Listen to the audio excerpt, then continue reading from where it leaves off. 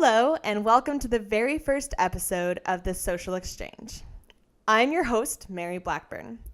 This is our pilot episode, and I am so excited. So I'm going to take a moment to introduce myself and the podcast. So I am a sociology student, and I love sociology. I took my first sociology course back during my freshman semester, and prior to this course, I didn't know anything about sociology. I hadn't really ever looked it up. It's one of those words that sometimes you've heard, but when someone asks you, what is that? You kind of sit there for a second and you're like, man, I don't think I know what that is. And if any of y'all are like 18-year-old me and you've heard the term, but you don't know exactly what it is, I'll just explain it in a nutshell real fast. So if you are into psychology, think of psychology as the study of individuals on a micro level, while sociology is a study of society, cultures, and people on a macro scale. So we study development, social structures, and all different kinds of things regarding society. Now, one of the reasons why I love sociology so much is because there's no end to the subjects you get to talk about with sociology. Things such as social deviance, gender, race, criminology, sexism, and all different kinds of social issues that are, of course, plaguing our society currently. You can really dive into through sociology. So I think now, as much as ever, it is a very important study that more people can dive into. Now, that being said, I want to clarify that I am still a student. I am not an expert. So I am simply going to be your host. I thought it'd be cool to start a podcast where I could be lucky enough to interview experts and friends and all different kinds of people to learn more about sociology. And if anyone wanted to come along for the journey, they're more than welcome. And that's exactly what this podcast is for. So if you're interested in any of the things I just talked about, this podcast will be perfect for you. Either way, thank you so much for listening.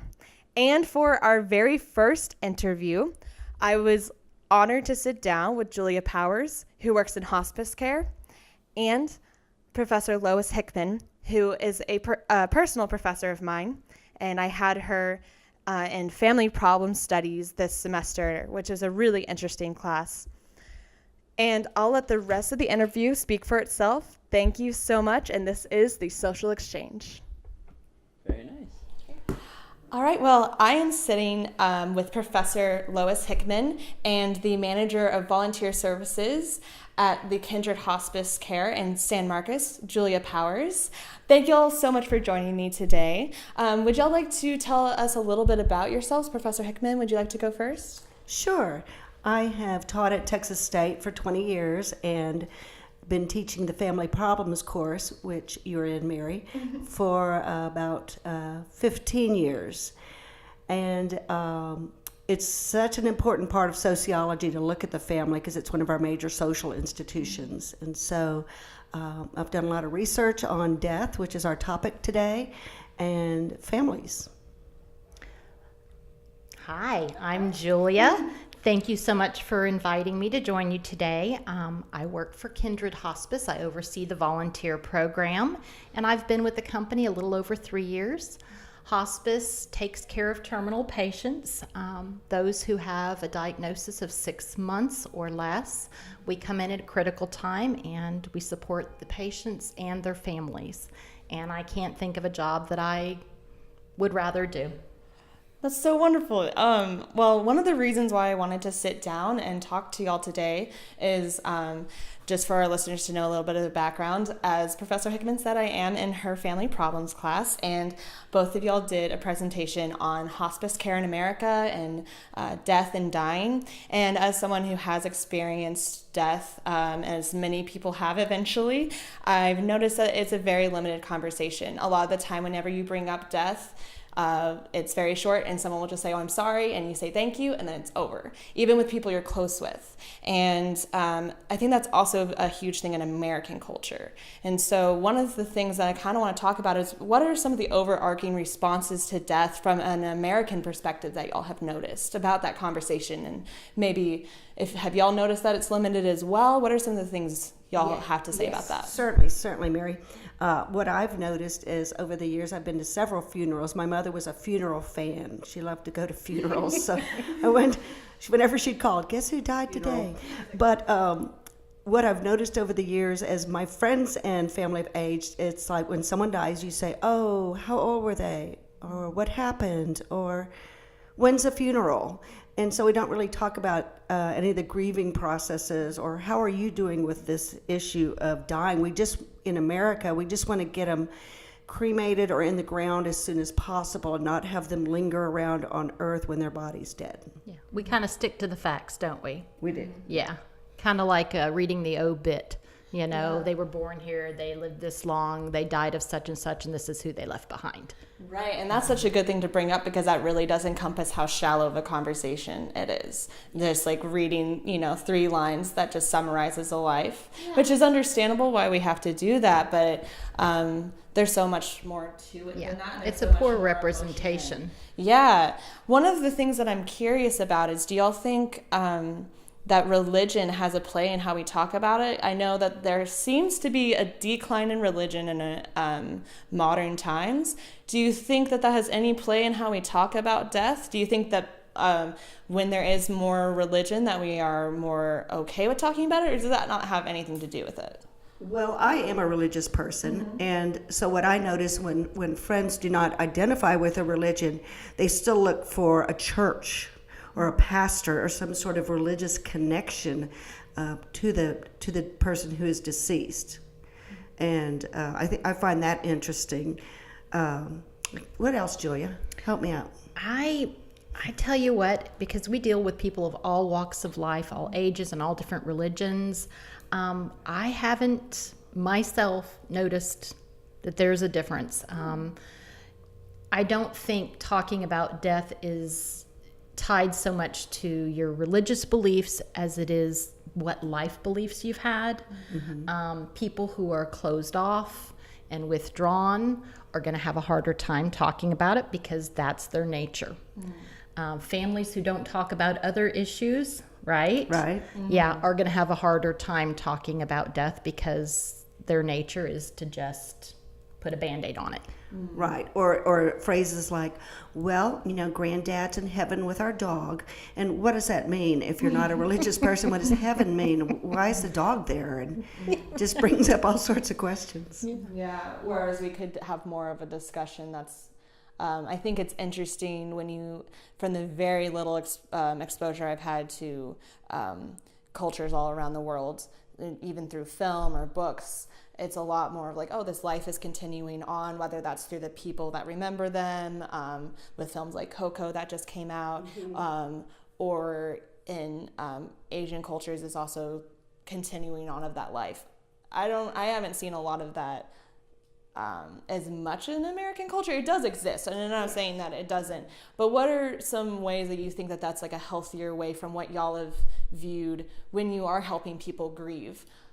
Well, I think, personally speaking, we celebrate birth. We throw parties, showers, we give gifts, and then we don't want to talk about death. And it's every bit as important, and it's a part of life. None of us are getting out of this alive. Right. So why not discuss it? And I think it'd be wonderful if we could get to a point where we celebrated the end of someone's life like we celebrated the beginning. Like in Coco. Yeah. Coco is a great example of It Day of is. the Dead and other cultures who celebrate the yearly anniversary of someone's death and honor them in different ways, or lay their bodies out, like in the catacombs in Italy. You'll see dead people laid out there.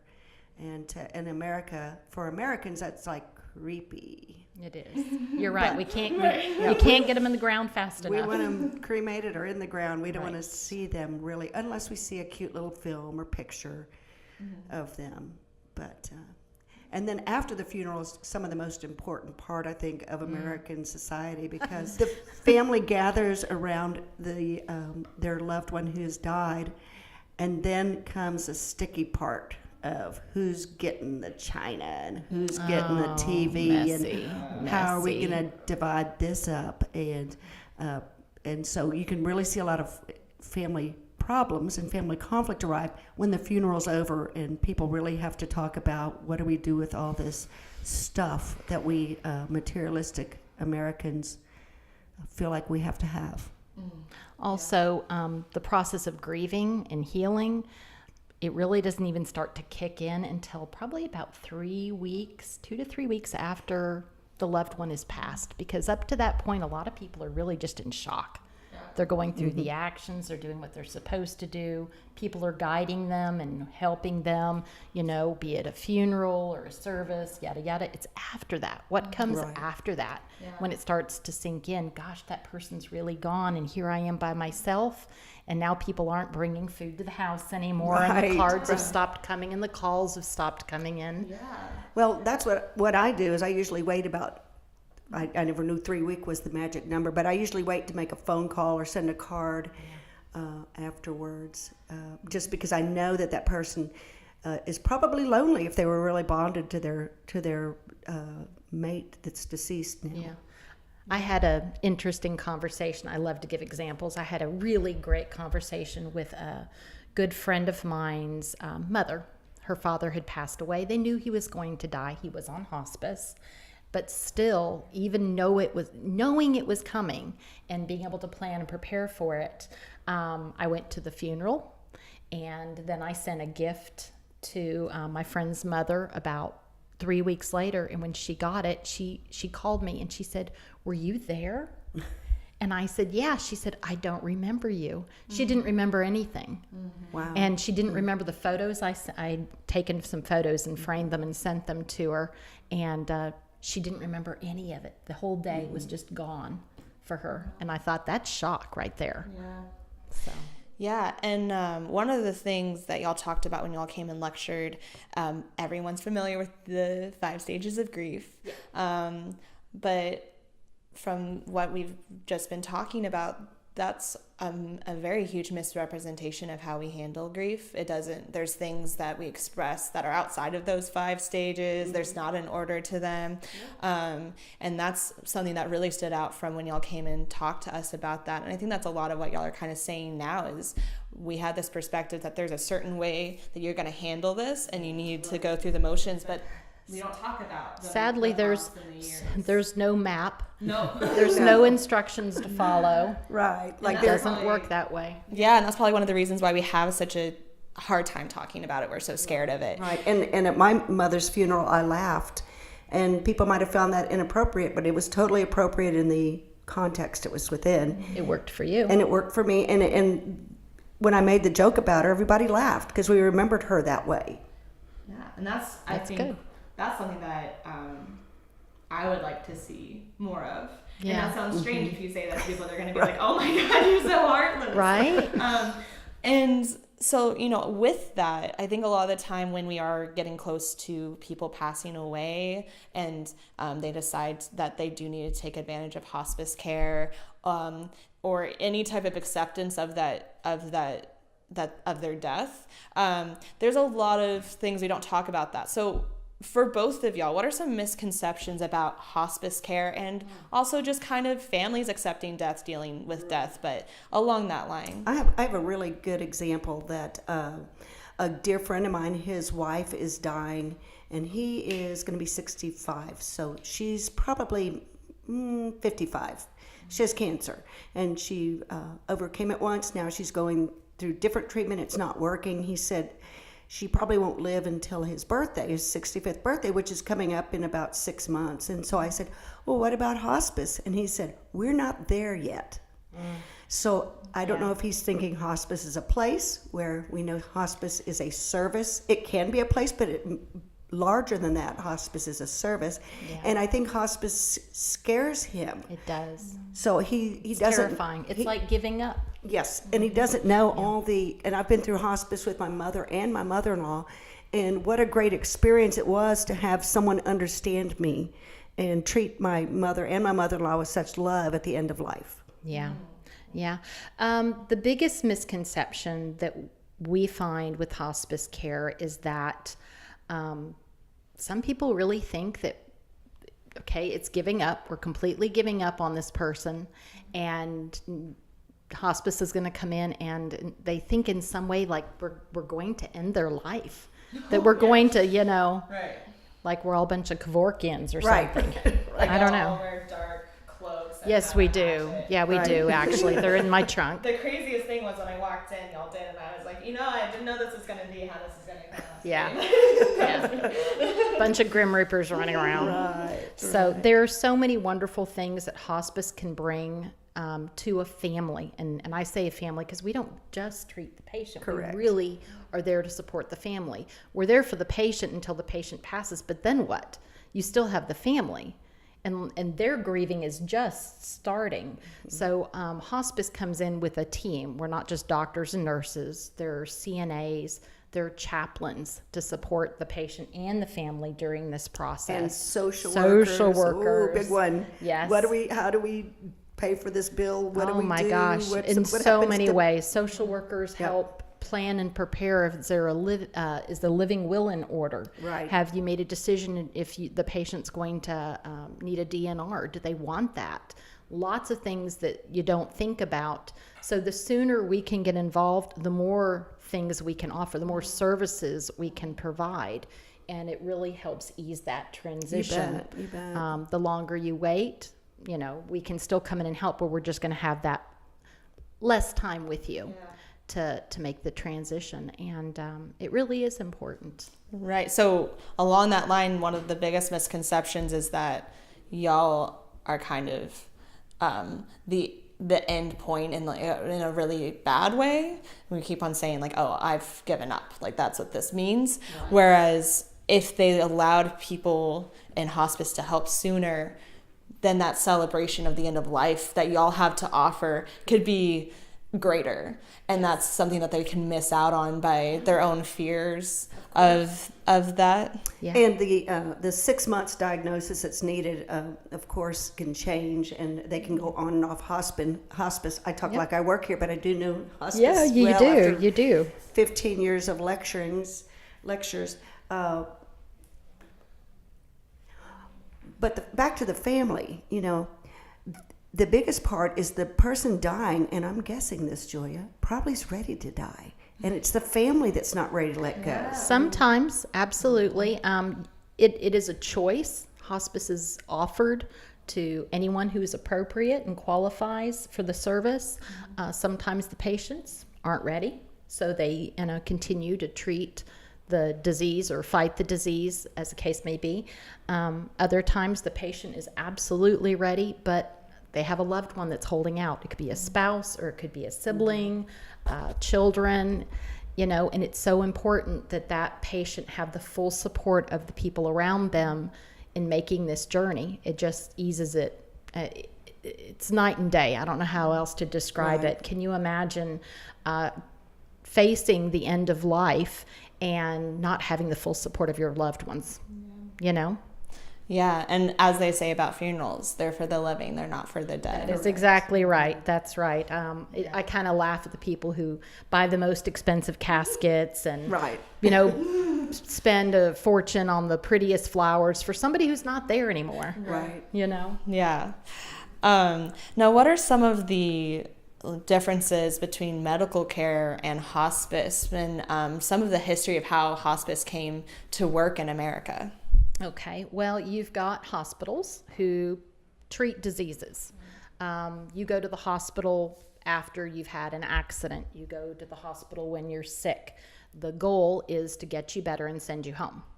So what happens when they realize you're not going to get better? You see? There's only so much they can do. Hospice provides palliative care, comfort care. We're going to treat your symptoms to make sure you're comfortable, but we're also going to handle all of these other things that we touched on earlier. Right. Providing CNA services, bringing supplies, equipment, and medication into your home. And that's wherever the patient calls home. Home for them is where we go to. We have volunteers who come in and provide companionship and socialization visits.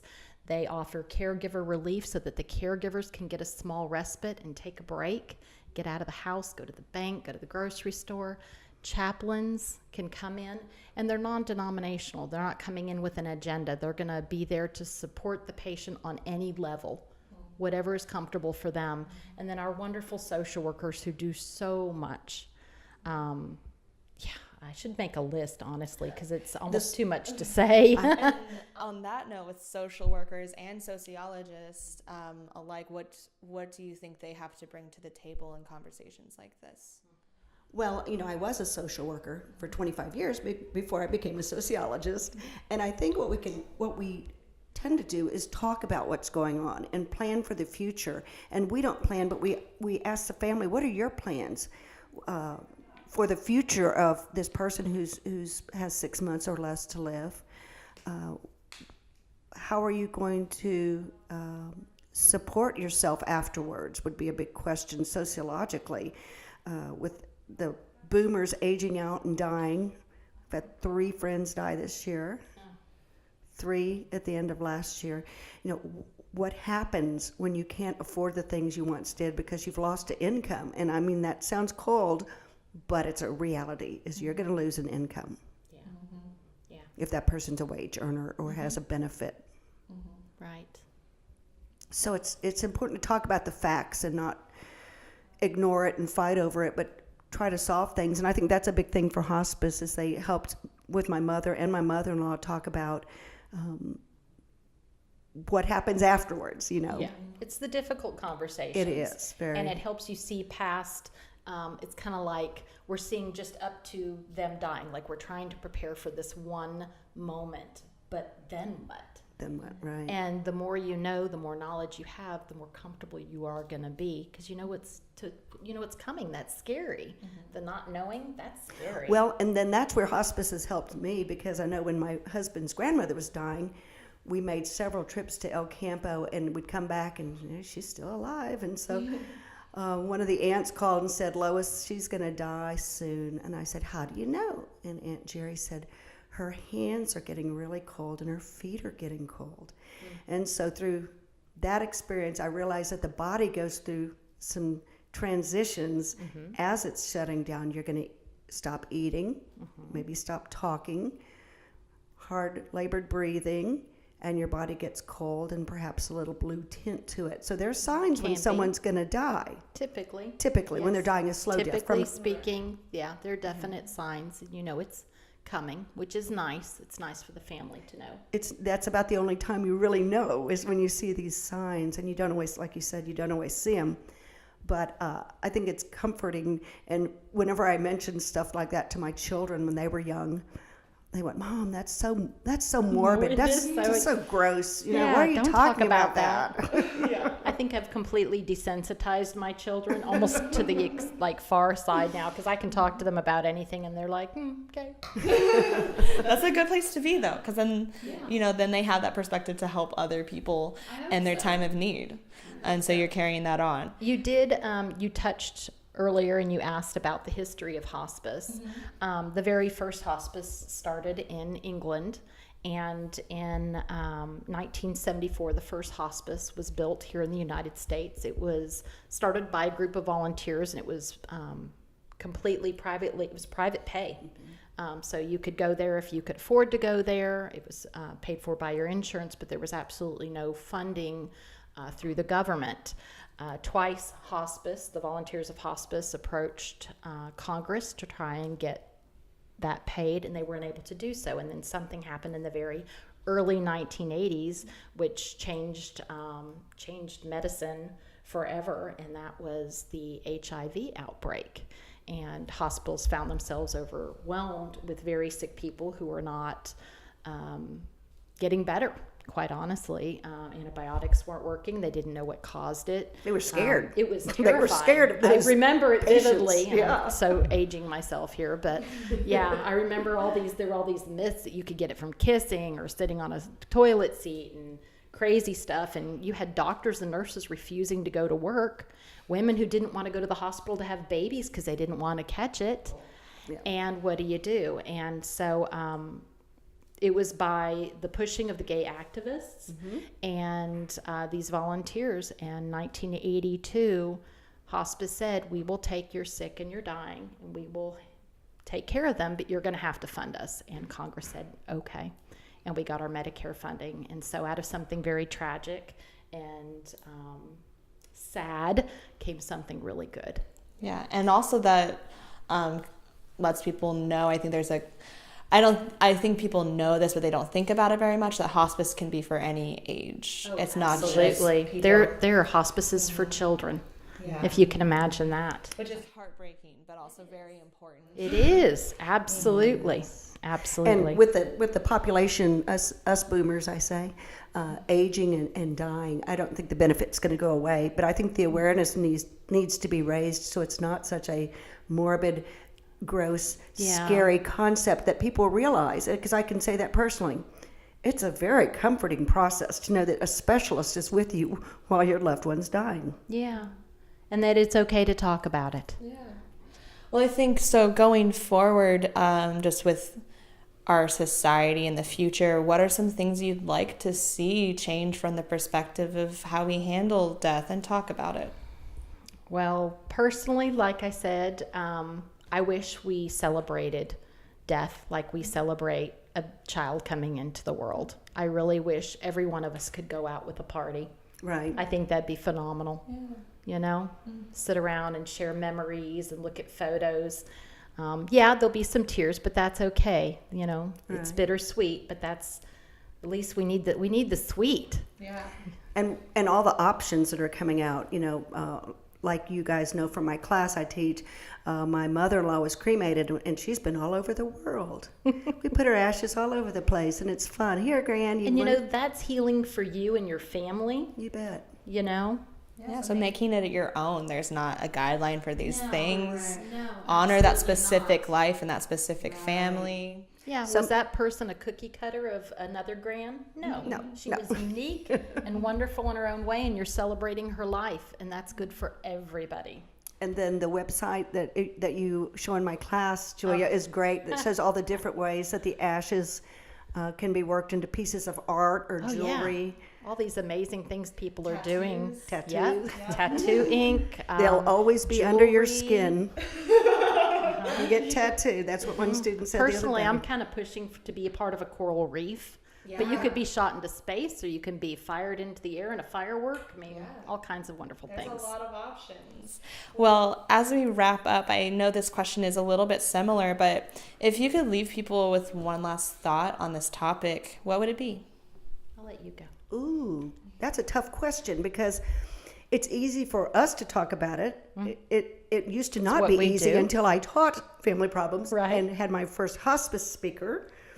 And I just thought she'd be all over Kevorkian, and she said, "No, I want to die naturally. I don't want to die." And thank it's you interesting. I'm glad you said that, because I want to say hospice neither hastens death nor do we postpone it.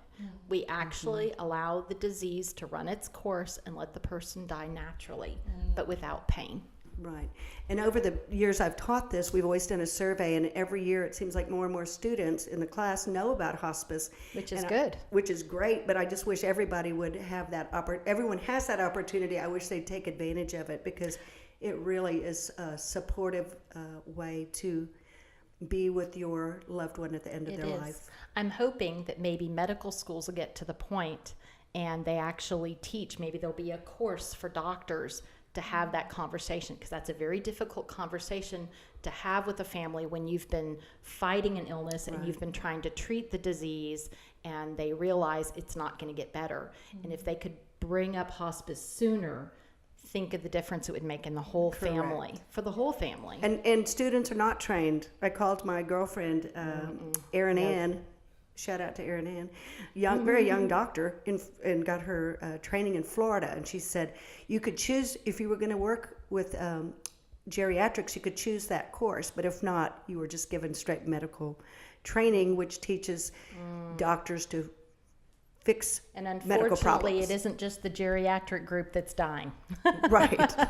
I mean, in a perfect world, maybe, but yes. Right. And trying to have more classes in the medical field that teach the emotional and mental side as well as the physical problem. Correct. Absolutely.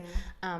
I know we're at the end of our meeting, but I have one last thing, and I have a question for you. All right. So, in my opinion, hospice is the ultimate gift you can give anyone. So, let me ask you, if you found out that you were dying, you had a terminal illness, and you had 6 months or less to live, what would you want for yourself? What would be most important to you? Oh, that's such an interesting question that I don't think about a ton. I think I would, kind of want to have the experiences that you kind of weighed out on. I know that's such a cheesy response because that's what everyone's like, no, I'm going to do. You'd have a bucket list? Yeah. Okay. But I think In the very end, in your final days, what would that look like for you? Where would you be? You could move in with Julia. Yeah, there you go. There you go. Julia will take care of you. I think like having the way like what hospice provides of not being in as much pain, I think would be very important. You get to a point where you're right? like, I'm done. I don't Knock want to deal that, with this pain anymore. knock the pain off the list, and then what? And be home, with in comfort with your loved ones. That's Surrounded by the people you love and the people that love you and the things that you know. And that is the gift of hospice. That's what we do. That's what I would want. There we go. And I also learned from hospice that everyone needs a living will. I don't care how old Oh you my are. gosh, yes. Get it now. Get it now. 21 years old, 18 years old, go get one. They're free. They're free. They're free. They're free. And We you hand never, them out. I'll put one in your hand. You don't need an attorney to complete one. You need 2 witnesses. It is that easy. Yep. See, good to know. Living will. everybody that's Have a listening. will. Yep. Have a will. Living will. It's free. Professor Hickman, what is your last antidote with this? Ooh, good question. Well, I think I'd like to be like the Native American, and you can just put me in a canoe when I'm dying and shove me downstream. Just like your husband. Just like I do to my husband. Don't let me get caught on a rock. I'd like to go out in a unique way if I was dying. Would you like us to light you on fire?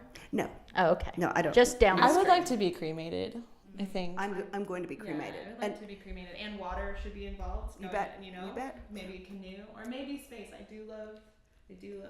Well, I back to my mother. She went to all the funerals, and when my husband, and we even have funeral plots that are worth a ton of money that she gave the kids. Sell them. I'm selling them. They're prime real estate. Waste of And space. when I told her that my husband and I were going to be cremated, this was her response. Oh, don't talk like that. But she'd be 101 if she was alive today. So yes, That was a new thing. but that kind of was just not what you do. But it is what I think more and more Americans are doing, is getting cremated. It just makes sense. Yeah. I'd be okay with being dumped in a flower bed and being a part of a tree, or I don't know. Coral reef really does appeal to me. She cremates them and she puts them in the garden. There you go. They're all there. Ashes to ashes, dust to dust. That's right. Well, I think that's a great note to end the podcast on, and I want to thank y'all again for this opportunity and this great conversation. Thank you. It was fun. Thank you. Thank you, guys.